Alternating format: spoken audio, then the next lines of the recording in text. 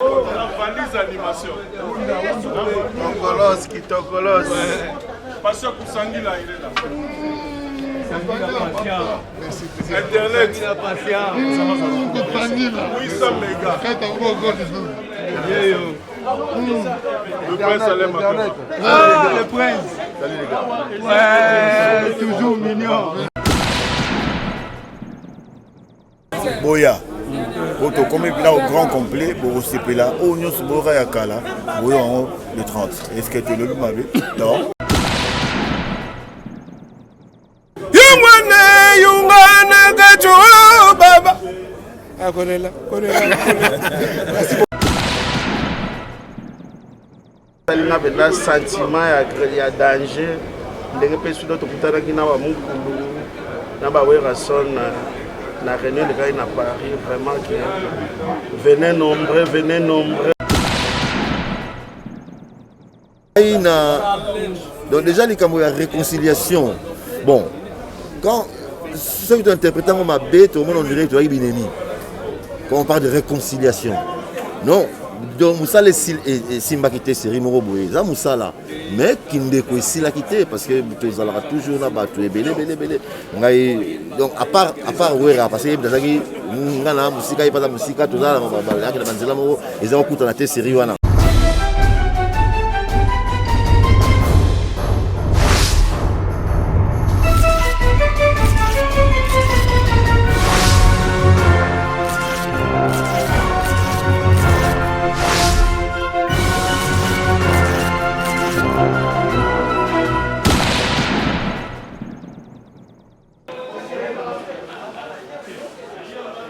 Facha déjà n'est pas bien. Ça. Ça déjà. Valise animation. Tokolos. Passion pour Sangila, il est là. Internet. 800 mégas. Le prince Salem. Le prince. Salut les gars. Ouais, toujours mignon. Si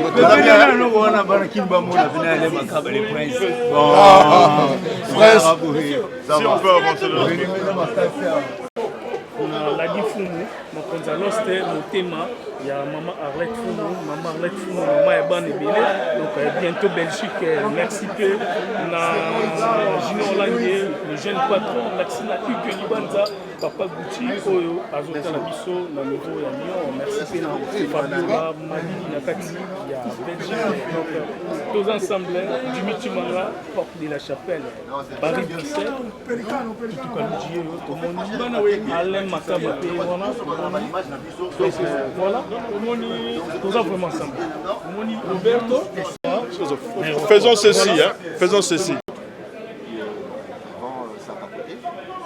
Amadou, franchement, il a réussi et nous sommes fiers de faire cette aventure. C'est une aventure que les Congolais ont attendue depuis longtemps. Les Congolais, pas seulement les Congolais, tous les fans de reggae à travers le monde. Ils ont attendu ça depuis longtemps et bon, maintenant c'est fait. Enfin, ça, c'est en proie d'être fait. Nous sommes là pour ça. Nous allons prendre le temps pour faire les bonnes répétitions pour que tout soit vraiment tip-top au maximum. Et puis, bon, en tout cas, je n'ai pas grand-chose à dire à part que Amadou, il a réussi un grand coup de maître et on doit être, moi je veux dire ça, on doit être reconnaissant parce que voilà. Voilà, Blaise Boula, on va revenir sur la chanson, sur les chanteurs. Blaise Boula, vous représentez tous les chanteurs de Wenge. Aujourd'hui, vous êtes à Kinshasa avec cette grande délégation dont, depuis la dislocation de Wenge, vous êtes revenus ensemble. Peut-être que vous avez un mot à dire sur cette challenge que vous avez retrouvée ici à travers cette foule de la presse qui sont en face de vous. En fait, d'abord, merci à la presse. Je m'attendais moins à ça, mais j'ai vu que vous êtes mobilisés vraiment recevoir les éloges du peuple congolais, parce qu'ils ont tant attendu cet événement. Amadou avait promis que la chose serait faite. En enfin nous sommes là, les cacoles sont là, est-ce que tu le m'avait? Non. Alors, plutôt qu'à l'autre, je pense que Si les autres peuvent poser aussi des questions, comme ça on en vous revenez vous revenez de l'Europe. Alors, sur ces projets, vous êtes un des animateurs. On va revenir on va revenir du côté des Kogota. Mais déjà, la chaleur que vous avez de là où vous êtes et sur ce que vous allez faire cette semaine, qu'est-ce que vous pensez? Quel est votre mot Bon, j'ai l'habitude de le faire. Je veux faire ce que j'ai toujours fait. Donc, d'abord, merci à vous, à tout l'équipe de la presse d'être là pour nous. Donc, c'est un grand plaisir. Donc, on est venu ici pour l'histoire de Wenge. On va faire ce qu'on a l'habitude de faire. Donc, je suis là parce que je suis appelé, parce que je fais partie de l'histoire. Je suis là pour réécrire mon histoire de ce que je fais avant. Roberto Kogota, tu as un bélé Kinshasa Makakio, Lelo Zalaka Kinshasa. D'abord, tu as impression avec le temps où on va bélé la photo, Lelo prochain Yamadou Dabi, et faire revenir la Kinshasa. D'abord, impression de pour moi, d'abord, que je remercie tous les RDC et parce que nous sommes les 4x4 Bonchek Bonja et vraiment que merci à Amadou et toutes les choses qu'il a fait.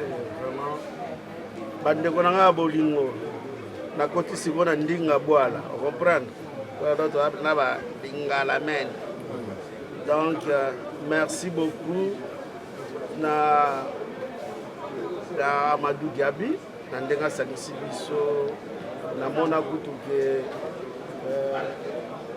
ingénieur Seleboula kala mais le prince a tout le temps to alakanaye va dire masela va dire mais salinga benda sentiment ya danger ndenge pe sudo to kutana kina ba mukulu na ba wera son la réunion de Gaïna à Paris, vraiment que venez nombreux et nombreuses. Les 30 et les 30 juin à Stade Martyr. Vraiment que moi. On va casser la baraque. On va réécrire l'histoire. La lobby m'a bien. Non, vous avez suivi ce que les autres ont parlé. Quel sera votre mot sur cette occasion que nous avons eue pour recevoir ici à Kinshasa?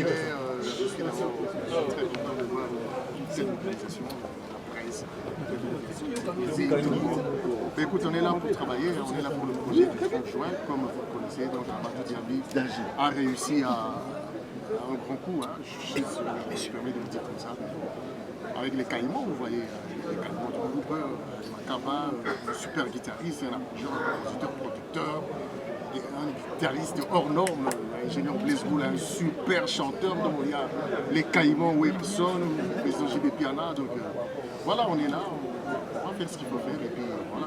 Un concert XXL, sans lumière et tout ce que vous voulez. Quoi. Question de curiosité, Wenge, musique à 4x4 tout terrain. C'est-à-dire, Oza et Belé, mais tout le monde est au Raki, tout le monde est sur le Bogoya, mais tout le monde on dirait, tout le monde est tout le monde est tout le monde est cause d'absence. Par exemple, les vidéos massées là, la délégation et puis les autres, et tout le monde, pourquoi Avion. Nous avons à Londres, nous avons à Bruxelles, nous avons à l'occupation. Donc, nous avons le bas, nous avons les abonnés tant que Cana qui te donne le 27, parce qu'on était prêts et disposés à octobre 27. Mais ce sont, nous avons un lobby après-demain, mais nous avons un biseau au grand complet. Très bien. Au lobby, ma Bon, question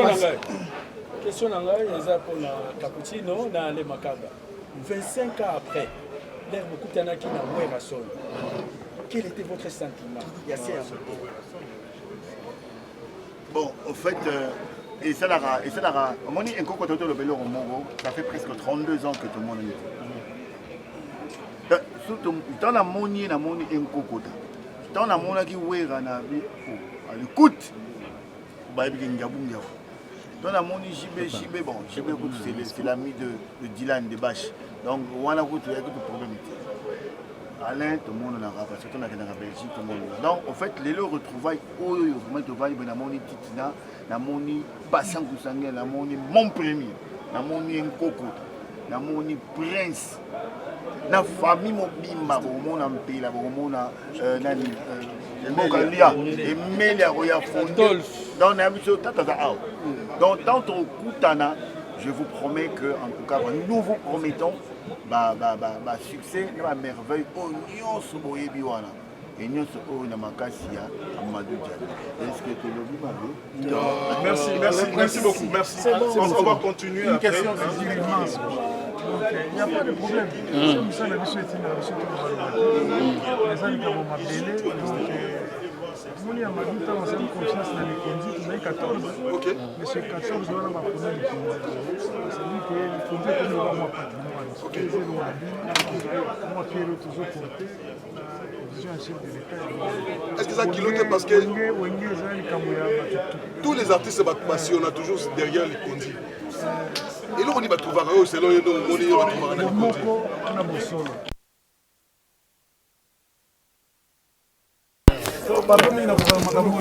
tout le monde en Afrique les a qui dégagent après ce stade de martyrs. Oui. Non. C'est-à-dire que l'organisation Amadou pour les gamins est athée.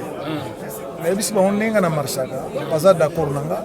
Mais il y a un public. Mon esprit est bien. C'est-à-dire que nous action est belle pour le bambou. Récupérer un lélo. Voilà, donc tout le monde est présent, c'est génial pour un rendez-vous. Il y a les 30 juin. Message pour les fanatiques au bazou de la concert dans le stade de Martyr. Assurance, c'est la moni qui assurance. Dans le stade où on a donc Baya, Batbanga, tu peux pas dans le stade il était comment Boya. Comme il est au grand complet, pour CP là, au Nyon Subora Yakala, le 30. Est-ce que tu le m'avais? Non. Merci. En tant qu'être humain, camarade, et puis cette réconciliation. En tout cas, bon, donc déjà les camarades de réconciliation. Bon, quand ceux qui sont interprétés comme ma bête, au monde on dirait que tu as Binemi. Quand on parle de réconciliation. Non, donc Moussa les Simba quitté série Moro Boye, ça Moussa là, mais qui ne découvre ici la quitter parce que tu allras toujours là-bas, tu es belé. Donc à part Ouera, parce que dans la musique, il pas la musique, tout ça, ils ont écouté la télé série mais je suis tout à fait d'accord avec la question nayo. Na ko aborder kaka na sens wana. Ezalaki conflit ya boulot. Yo za na posa ya ndeko na yo za na posa na yo mais bozo kutana te tout d'un coup bokutani 25 ans question ndeza wana mais to yambani ba film ezali wana ba photo ezali to yambani to vandaki ngana vanda we avandi mbenda mais motema na ngai ata na yebisi yo okondima comme okondima te parce que au monde motema na ngate mais non ouais c'est un ami de très longue date. On a créé le groupe ensemble. Tu vois, donc moi Mouké, tu es autant de futurs à venir des amis qui ont Yakala parce que bon, au moins ils ont famille, dans ma famille nous moi ma coco chez raté, mais en tout cas coco sont tous surmonter en autre que tu n'as Mouké. Donc il n'y a pas que les autres qui sont la monnaie non jamais. Sont la monnaie dans CP là, grande joie parce que la monnaie nous n'angai. Voilà, tu vas pas Banamiké, tu colles ensemble donc. Pour ne pas être égoïste, pour faire la question. C'est bon, hein? Qui se repose. Ok.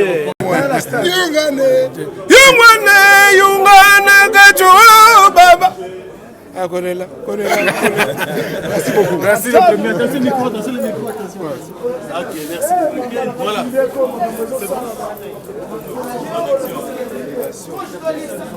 Arrivé à Bana Wenge, bango yoyo, tout le monde président Blaise Boula, bango surtout à grade complet. Donc rien à dire, rien à commenter. Bana Wenge, bango yoyo. Bana Wenge, bango yoyo, rien à dire, rien à commenter. Clébois toujours actualité. Clébois, Madame Pichu Mangaya, bango yoyo, équipe complète. La ministère surtout bango yoyo. naza image te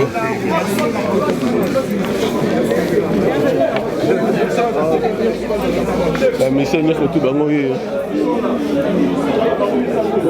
à grande complet bamisie nyonso tu bango oyo clé boa toujours donc bozomona arrivé ya bana wenge à grande complet bango oyo tout rien à dire, rien à commenter arrivé na bango nyonso tu yango oyo donc concert wana stade de Mathieu Boyenda donc bango oyo rien à dire, rien à commenter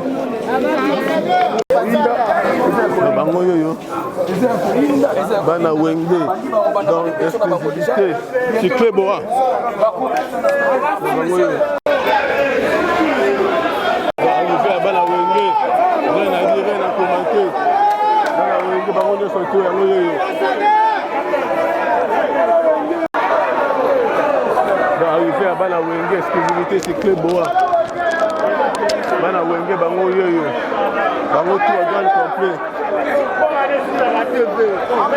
bango yoyo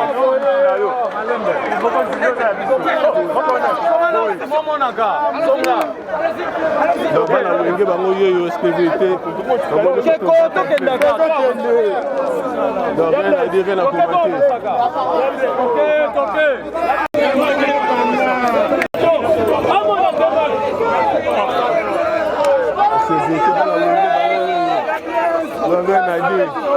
donc c'est-à-dire Wenge s'il a raté arrivé à bana Wenge donc si libanda donc population donc rien à dire, rien à commenter